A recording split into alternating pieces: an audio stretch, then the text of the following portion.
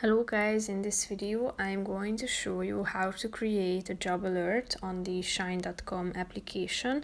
But first I just want to mention, don't forget to subscribe to my channel because at 10,000 subscribers I am going to show you my whole YouTube revenue statistics and growth strategy, how to make money online. Now let's jump into it. First of all, open the app on your phone. After that, tap on the home button down below and then click on the menu icon in the upper left corner and click on create alert. After that, you should type in the name of the alert, then add your email ID.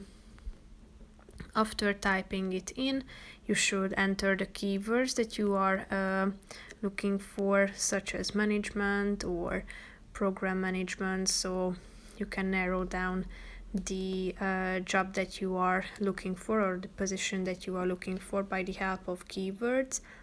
And then you should set the desired job location. You can select more than one, as you can see, and then click on the button save. Then set your desired annual salary, set your experience, select your desired or your functional area and the job industry. If you are done, click on the save button down below, and after that you will be